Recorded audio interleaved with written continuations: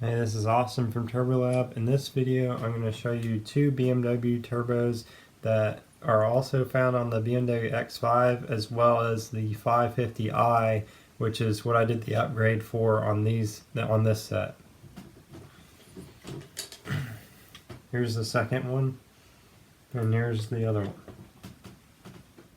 So the compressor wheel side, I upgraded the compressor wheels to a 50mm by 66mm compressor wheel, and there are two of them on the same vehicle. I think it's a twin turbo V8.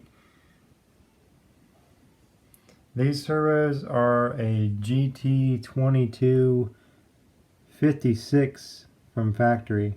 So the part number is MGT2256S, or that's a 5, I can't really read it.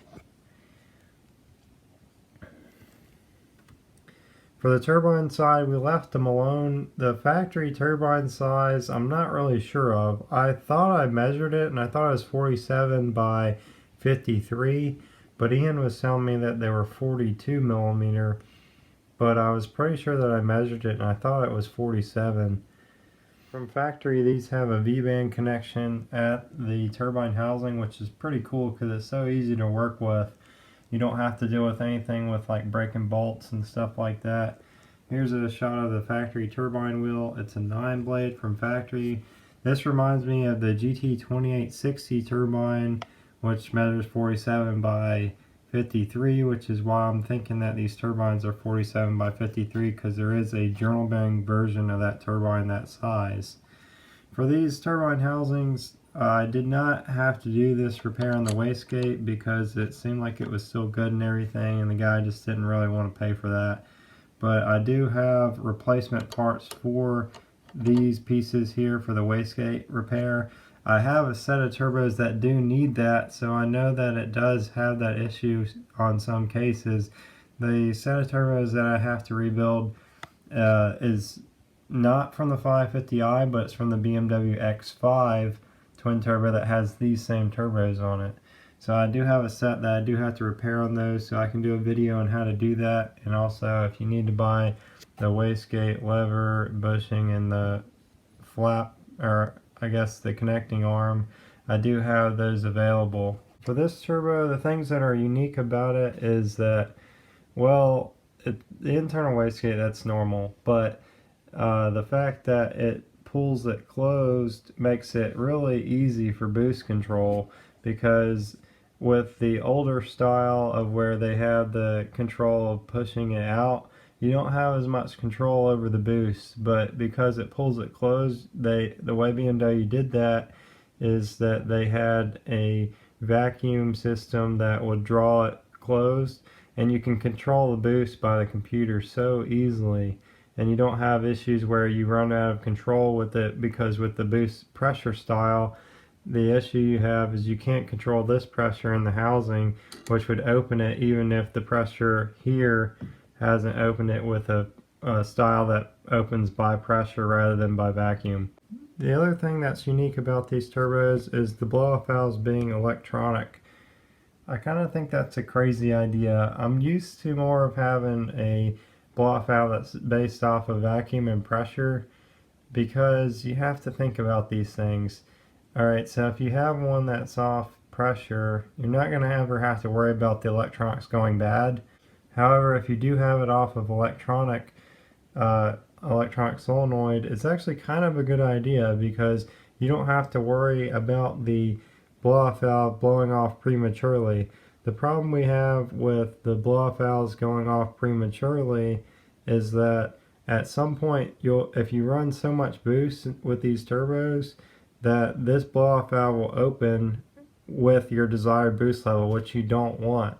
You only want this to open when you let off the throttle and the boost pressures exceed a certain amount, like say 35 psi. You want it to relieve itself so that you don't have an issue with too much back pressure inside the charge pipe system to where it can damage the compressor wheel and the turbo. Here's a shot at my machine work. I did have to machine the bearing housing side of the plate behind the compressor wheel and the compressor housing. However, I knew that I couldn't alter this, or I didn't feel comfortable altering this if there's a seal that goes here. I just don't know how it connects. One thing you'll notice is the factory one has a silencer here for the blow-off valves, so you can't hear the blow-off valves recirculating back to the inside of the compressor wheel when the blow-off valves go off. So it's supposed to be made that way, but now that we have it recirculated back in like this, the blow-off valves will be a little bit louder, which some people would prefer. The silencer piece just kind of goes over this and covers that, so you wouldn't see that hole there without this machining. But when we machine them out, then the silencer piece just completely comes out because there's not enough room for it to be pressed in that area. Here's a comparison of the factory compressor wheel versus the upgraded compressor wheel. And here's what the compressor housing looks like before machining. You can see the silencer is inserted inside of the compressor housing. And here's what it looks like after machining. Here's a good comparison of how much material had to be removed for this wheel to be installed. Here's with the machined housing and the compressor wheel inserted, and here's with the old wheel inserted inside the machined compressor housing.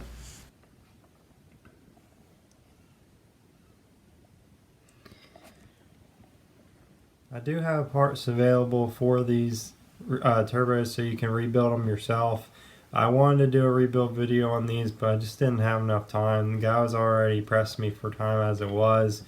So for this set of turbos, they take the same rebuild kit as the GT15, GT22, the GT25, I think. And there are variations of those kits, so you need to make sure you buy the right one. But if you want to make sure you buy the right one, I do have those kits available and I can sell those to you. I'll link to those in the description box. And so for this turbo, I did upgrade the compressor wheel.